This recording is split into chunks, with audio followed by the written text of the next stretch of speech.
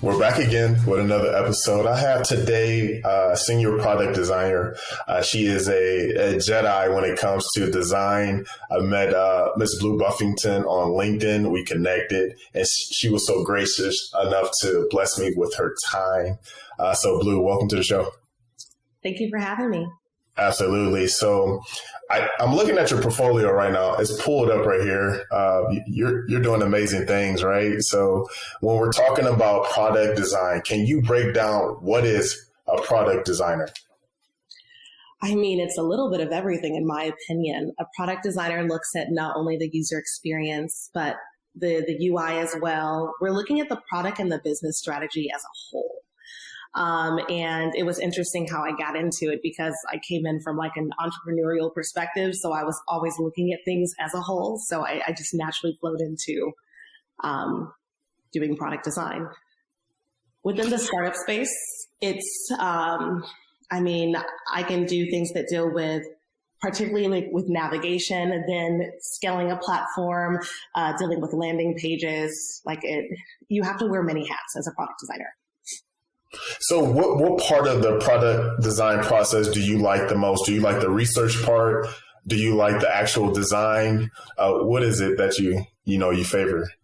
I like the versatility. So Okay. I love that with what I do as a consultant currently, every day is different.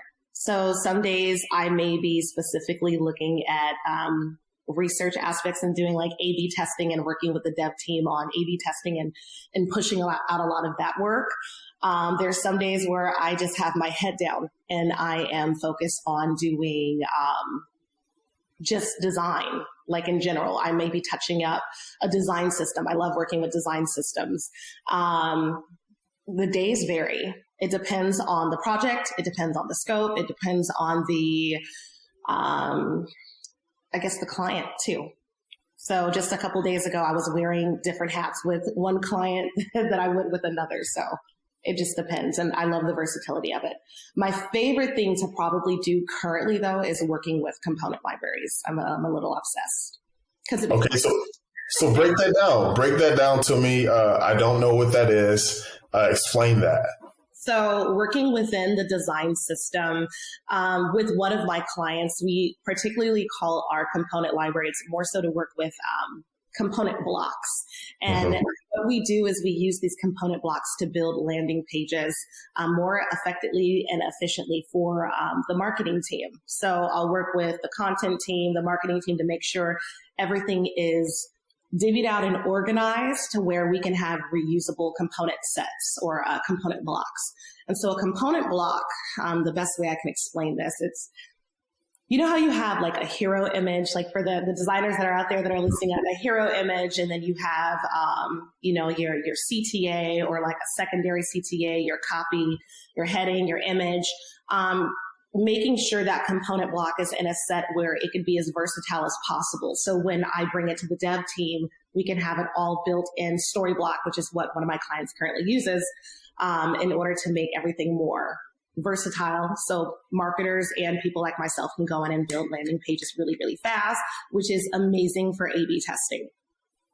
So how much prep work do you have to do? And maybe it's subjective, right? But how much typically time do you need to prep for, let's say, a new client?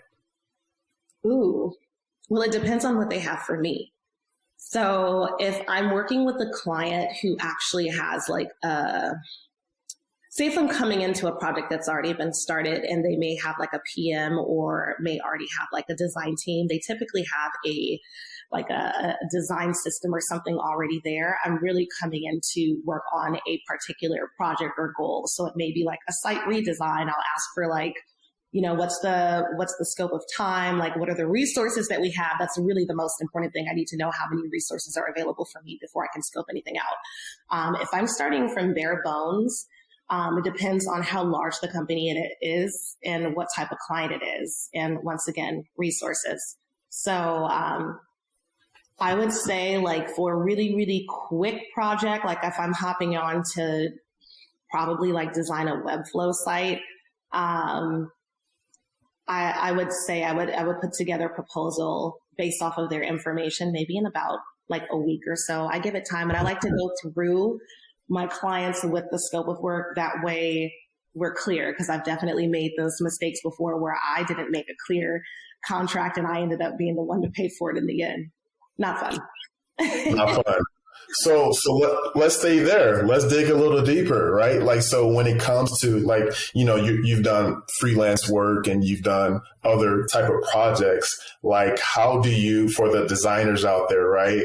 And what should they be doing in their contract to ensure that they're, on the same page as the client? I think the biggest thing is to really be clear. A lot of the clients that you're going to deal with are not tech savvy. And so one of the things that I used to get in the beginning was, a lot of people think that a UX designer or product designer is someone who does everything. Even though product design is a little bit of everything, you're not. There's some product designers that, specialize in research or specialize or on one of the teams I have, there's this really talented guy. He does product design, but he also does a little bit of development work. So he has like both sides to things. There's a lot of people who will think you are all in one tool and you are not. So it's very important to really make it clear the work that you're going to be doing and how it's going to benefit the business. And if they have any other team, which like sometimes smaller companies, they may outsource like to an agency, or they don't really understand what the agency does. Like ad work is going to be completely different than like your content work, which is completely different than product design. It's really crucial that you let them know exactly what you're there to do. The other mistake that I've made is not talking about revisions. It's really crucial when you draft up your contracts to specifically speak on revisions and how many you're willing to do. And if a client asks for more, the uncomfortable conversation you have to have with them regarding here on out, like if you decide to have more revisions, this is what we're going to go with, because I've made that mistake in the beginning of my career as well, not putting how many revisions on a platform I was willing to do. Also, for new designers, always archive your work. Archive and organize your work. You will have clients that will like one idea, change it, and then after they see it, because sometimes all it takes is for you to see something to realize, like especially from like the UI perspective, or even with like a new flow, make sure you save it, because if they go back and you didn't save it, that's just extra work that you have to do. I mean, there's like a lot of hiccups that I've definitely had along the way, but I've learned from each and every one of them, and it helps me not only grow, but how to handle like, more complex clients and more complex projects, and having the ability to talk to those stakeholders in a professional manner. So can you really, really like break down UX versus product designer, like a UX designer versus product? Like UX design, like user experience really deals with just that, the user experience. You're doing the whole thing about research. You're doing information architecture. You're doing, user analysis and the competitor analysis. And like there's A/B testing, there's wireframes, there's low fidelity wireframes. UI deals with the way, I think the best way someone described it was UX is the skeletons and your UI is the meat and bones. That being said, with product design, you're looking at the business strategy as well. I think that's the biggest thing that separates UX design from product design, is because you're looking at the product as a whole as opposed to the user experience. What industry do you like to work with the most? I see you have a lot of healthcare and you have some entertainment in your portfolio. What industry would you prefer? Entertainment, because that's how I actually ended up getting into design, like in general. The funny thing is, when I first started off in design, like when I was, I actually did a boot camp for it. They were like, what do you not want to do? And I was like, I don't know if I want to be in like pharmaceuticals or healthcare. And that's actually where I ended up landing. And I like it there as well. I really like learning about all the ins and outs of like my inner health. It's actually gotten me to look at my inner health as I'm designing for the company and researching everything that's out there. So it's actually been pretty exciting. But when I originally landed into design, I went in with the perspective of wanting to be only in the entertainment industry, mostly because I set out to build my own entertainment app. And right before the pandemic hit, I was like, this is something that I would actually really like to do. So I started researching and looking at other designers that were out there. And I mean, that's how it all ended. The two design projects that you do see on my portfolio that do deal with entertainment, one of them actually came from me. I think I introduced you to her. Her name is Miss Alita. With that being said, those projects have been actually really fun. I find more joy because entertainment and music and music rights and data rights, that's like where my passion is at. So I do lean toward wanting to do more entertainment projects, and they tend to be a little bit more on the UI side, a little bit more fun to design for.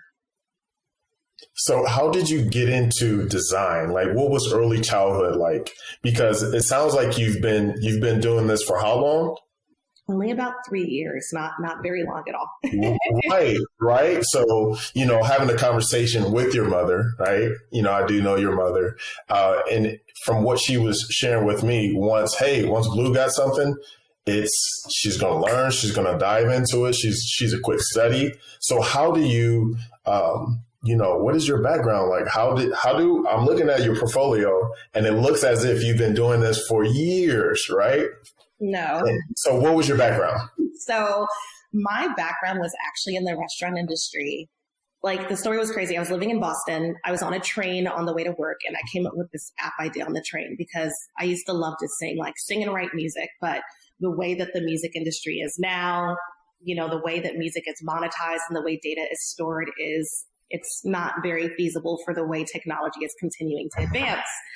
So I came up with an app idea, and I went to work. I'm a super talkative person. So I was at work. I was like, oh my God, I came up with this app idea. And everyone's like, hey, you're not going to do it. Flash forward, I ended up moving to the Bay Area, and I was like, what's the first step? Like, what do I do to build an app? Because all I have is an idea. No one takes an idea seriously. And so I was like, okay, let me make a business plan. And so I got all these books on business plans, and I started running into and trying to meet as many people as I could that dealt with tech. Because I was like, I'm trying to make an app. Then I moved to LA right before the pandemic. And I was in the process of still serving. I was working in a fine dining restaurant. I was taking that money and meeting up with designers. And I had actually started writing out, I had a whole bunch of research on competitor analysis, marketing analysis. I had a whole bunch of information on just the general flow of how I wanted my app to go, what the users would push. I had all these site maps, and I had no clue they were called site maps or flow charts or task flow. I had no clue what I was doing. And I met up with a designer at Starbucks, and I was like, this is a really cool job. This dude goes around and he brings out a scope, and he's doing this for other companies. And I was like, you know what? If my app flunks, because I know a lot of platforms, they just do not make it. That's the reality of it.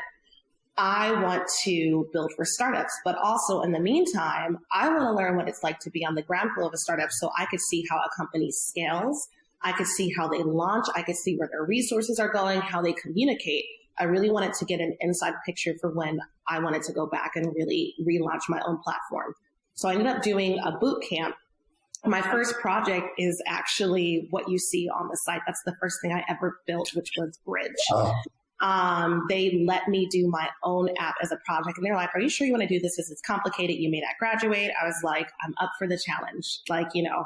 So I did that, and I started meeting with music executives. And during that time, I was still, applying to, trying to get entry-level positions. And I ended up getting a contract at my first startup, which I'm still with today.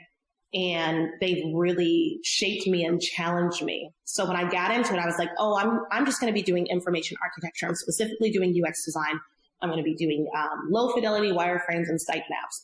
But through them, I've been challenged to learn product design as a whole. So looking at the OKRs and looking at the business needs of a company in order to create designs that are not only usable for people, but for the business as well. Everything is about scaling. So from just a few bare bone screens with the founders to launch, and to now I've been able to scale with that company. And through that, other doors have opened for me. It's been a blessing that I haven't even applied for. Other doors open, and I've had the opportunity to experience new design challenges with startups. And I've found that it's just something that I'm passionate about. So I ended up getting into this from wanting my own thing. I do still want to go back and launch my own platform now that I have the network, because I didn't know absolutely no one. But that's still the dream. But for now, I absolutely love consulting, and I love meeting different entrepreneurs. I have a special place in my heart for talking to people who are entrepreneurial, much like me, and where they got their passion and their drive from, and the pain points that they're really trying to reach. I love working with people who have found a pain point in their industry, and they're looking for a solution for it. And then I get to make it aesthetic as well. So it's every day is fun, I love that so much. I do have an entrepreneurial spirit too, as well, as you probably know, or definitely can sense. But I want to talk about your networking. How important was your network? And is that true? Your network is your net worth? Ooh. For me, I would say the clients that I've gotten, I did when I first started off, for all you new designers out there, I felt so weird networking on LinkedIn. I felt very uncomfortable, saying hi, I applied to this job, and, I think I'm a good fit. Here's my resume. And although I did get a few bites off of that, that is not where I got the majority of my work from. One of my main clients, she actually came from LinkedIn, and we networked and we just clicked. And we met through the group, I think it's called Sister Circle. We met through that group, and it's just a whole bunch of beautiful Black women connecting in tech. And we actually used to do a meetup out here. And so I've met plenty of other women in tech. And although I haven't received any jobs based off of that specific group from our LA outing, it's a beautiful thing to see people connect with one another, even over our Facebook messages, and let each other know hey, our job boards are accepting applications, and really lifting each other up. Another place that I have connected with is actually through Upwork. Some of my work has come through Upwork where I didn't even apply. Just through my profile. And to be honest, I never really worked on my profile. I have no clue how they found me. Just so, and then the rest though is from my first contract. One of the leaders on our team, leaders of product, VP of product, actually, he has his own, I believe, firm, and he contracts out other people. And through that, I've met PMs and other developers who I've gotten the opportunity to work with, who may live, all over the place. And then even with the startup, some of the contracting companies that I originally started with when launching the platform, they reached out to me because they enjoyed working with me on that platform. So I feel like a lot of the work has really been sprouted out from where I've already been at, other agencies that have come in who have enjoyed working with me.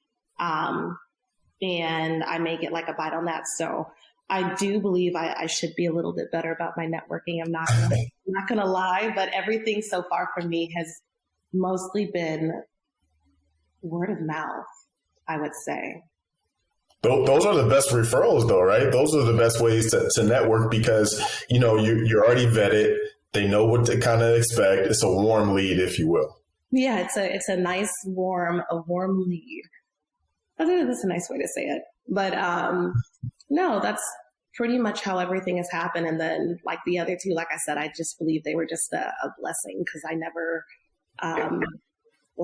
applied or anything like that. So someone directly reached out.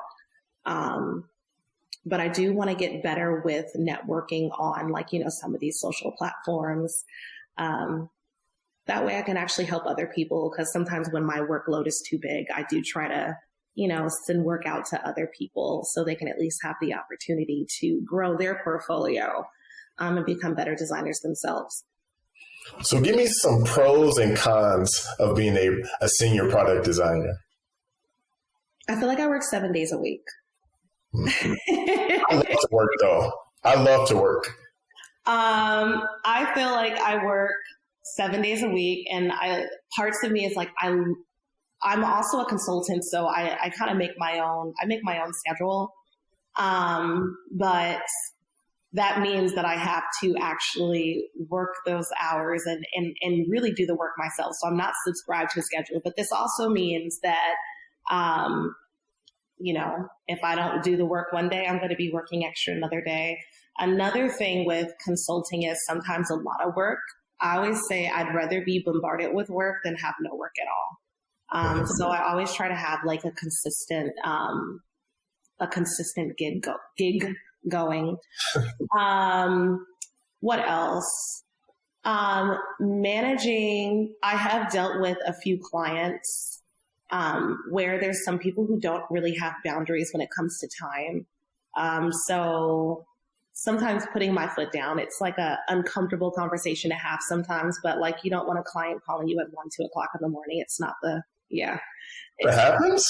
It's happened to me a few times, but it's because I didn't put my foot down at the beginning, and I've dealt with, a client in a rush trying to get something to like an investor, and wanted to change something last minute in the middle of the night.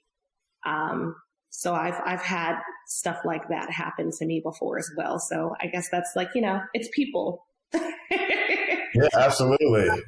So having like the boundaries that are going to fit for your schedule and that fit for your work type. So, what else? I mean, it's never really the work. Like I enjoy what I do. I enjoy that I can mix it up. If I'm tired of doing wireframes 1 minute, I'll just pop on over to another project and do some information architecture. If I'm tired of designing for the day, like maybe I'll go back and I'll do some research on something else that needs to be done. I just know that it's as long as within the business goals of the platform, and as long as I can pitch to the stakeholder or the design team or whoever I'm working with at that point in time, as long as I can pitch why this design is going to be the best design for their business, I'm all good. So now I'm thinking right now, so what are the tools, the software that you use? Because if you can go from design to research to all these different components, what tools do you use to stay on track? On a daily basis, I'm constantly on, well, obviously Figma. I haven't used Sketch in forever. Sorry, Sketch. But currently Figma, I use every single day. I'm on Slack every single day. I've used Balsamic. I've used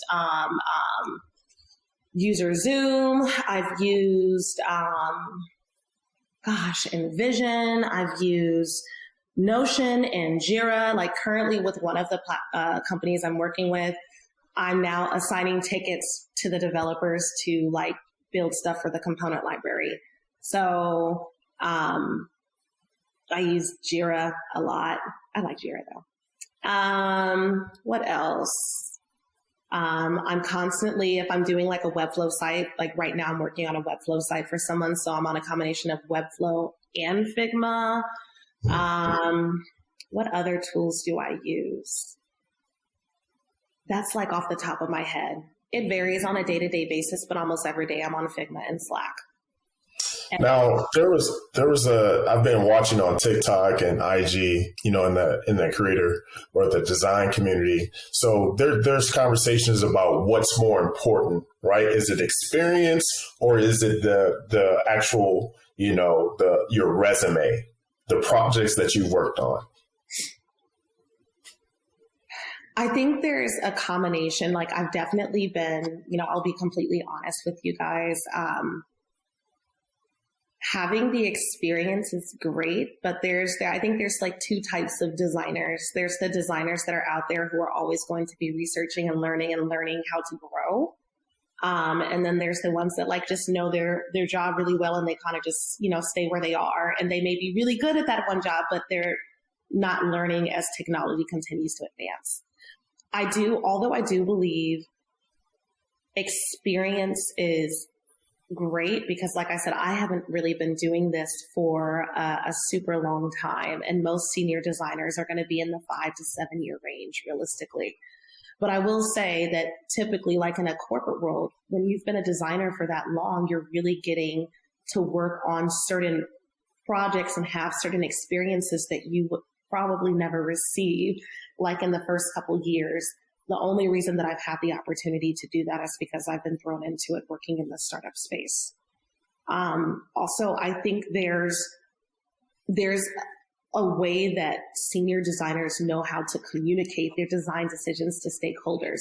You can really tell the difference between how, someone who's just now starting off in design, I think it's a good practice when you're in design or starting out to really learn how to pitch your designs like on a daily basis, like every day's a pitch. Because it's really not so much about it like looking good or like, yeah, this is the user flow and yeah, but what problem did your design solve? And I think it's really easy. Well, in the beginning for me, I didn't really understand it in the beginning where I'd be like, okay, this is the flow, this is this, but I could never really think about the why because although I knew the why, I never got in the habit of talking to the stakeholders about the why and how it's going to benefit not only the users, but their business as a whole. And so I do think experience like that, it takes practice. It takes practice to do that. As far as the resume goes, I mean, I guess it depends. Like people like me, I've only done mostly projects. I've popped around from I have my long-term projects and then I have like short-term projects that I'm on. I do believe longevity with certain companies definitely helps, but even you'll see, like I've noticed applying for like corporate gigs, they'll say like, we want you to have this many years of experience, but we want you to be able to do, with a focus on design systems. Well, if you were working 3 years for a company and you were just held, like unless you were in an agency where you will get that versatility, if you were just held in one position and you're working on a few things here or there, but you're never given the challenge or the opportunity, it's hard to grow. So you either have to put yourself out there. I feel like you either have to put yourself out there with like a side gig to challenge yourself even more if someone gives you that opportunity. Like I think it's a mixture of the two. Because I've definitely heard of plenty of designers that kind of like just, they stay where they're at. And then also with the phase that we're in right now, with everything going on with the economy, you have to diversify yourself. You have to know a little bit of something.